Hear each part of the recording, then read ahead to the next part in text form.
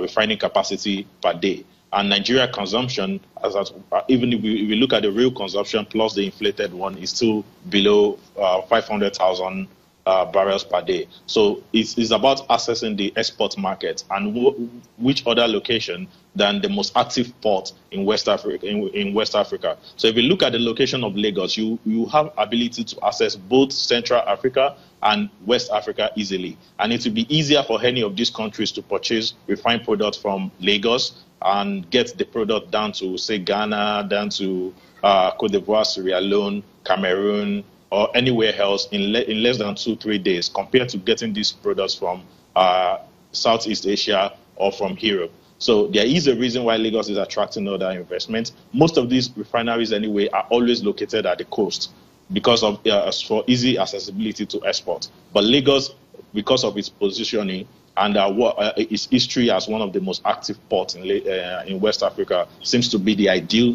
location for all this refinery. I'm going to ask you, where there is money, there's always competition, and sometimes fights do occur between folks who are angling for the market. You have 180 million Nigerians, you have refined products consumption in double digits figure, millions of barrels of liters per day. So do you think there's really any need for a battle here? Dangote is big, and it's big. These guys are small, and they are small.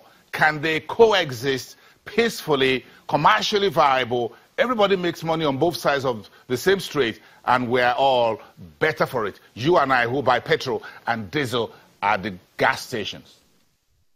As a matter of fact, the way I see it, even in Nigeria, refined production per day rise to about 1.5 million barrels. The market is still available for it, because you are looking at Nigeria as a single entity in this in the market. But that's not the way to look at it. The way to look at it is that the distance between Nigeria and Ghana, and even Cote d'Ivoire down to Senegal, is probably less than the distance between some of the United States cities. So it's a broader market, and it's not just the Nigerian economy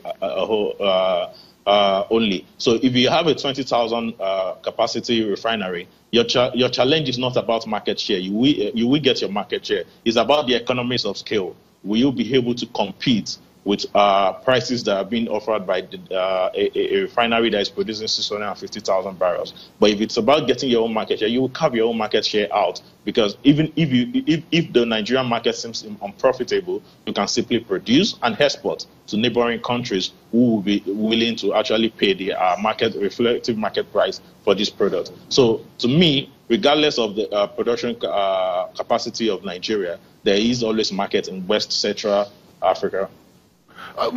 Do you think, sorry, I'm going to ask that question last, but the question is, what are the Americans looking for? Why are they bringing $1 million into this? Yes, $1 million into a $250 million facility project. That's a drop in the ocean. Excuse me. Yes, but it's for the preliminary stage of the project. There is no physical activities on the project right now. So this is for feasibility studies, engineering studies, and design activities. So if you look at it, then again, this kind of investment by the USTDA seems to look towards companies that are actually favoring United States entities in partnership.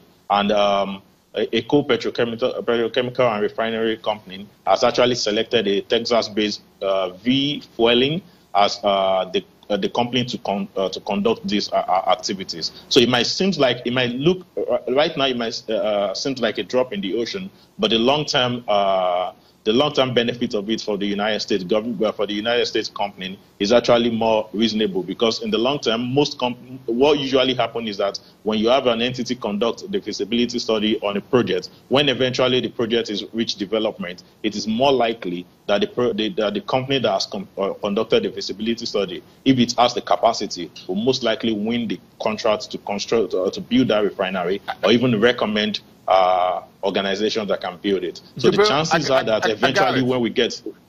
No, hold on a second. Thank you very much. I got it. This is the way it goes. 2 fingers in your back pocket, and eventually the 5 fingers go in. Well, then the money, we can look at it that way. They're in bed with you doing business. That's what Americans will do.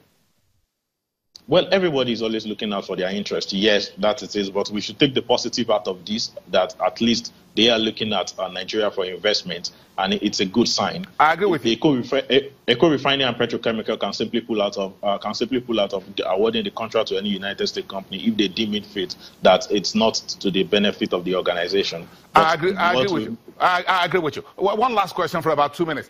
Should Aliko Dangote and the rest of his should they be worried about these modular refineries popping up, at least with this one?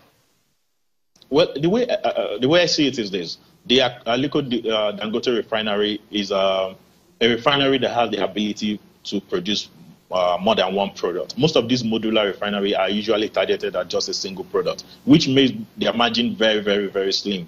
In the sense that when you have crude oil, from crude oil you can derive several products, but most of these modular refineries only target just a single product. So they might be targeting PMS, for instance, or diesel. So what happens is that the inability to actually refine all other products from this crude oil will make the margin very thin. Compared to a Dangote refinery that is refining 650,000 barrels a day, and we have the ability to produce diesel, to produce PMS and other byproducts of crude oil refining, including the fertilizer plant that is being planned alongside. So I don't really think it's a major any form of challenge to the Dangote refinery. It will eventually have the economies of scale in terms of its size, and it will eventually have the ability to generate revenue from other sources, other products that will be produced alongside the refined petroleum products. Jibril Karim, thank you very much. I'm sure Dangote knows that he doesn't have to lose any sleep on this one. I hope he's watching the program and doesn't to lose sleep over. I hope we all get. We're going to continue this conversation some other day. How all of this should trickle down to what the petrol prices, petrol product prices should be for those of us, at least those of us who are living in Lagos, who are the one living next to the refineries. Perhaps we'll see petrol prices much lower for the rest of us here. Do have a great day and a great week ahead from EcoBank.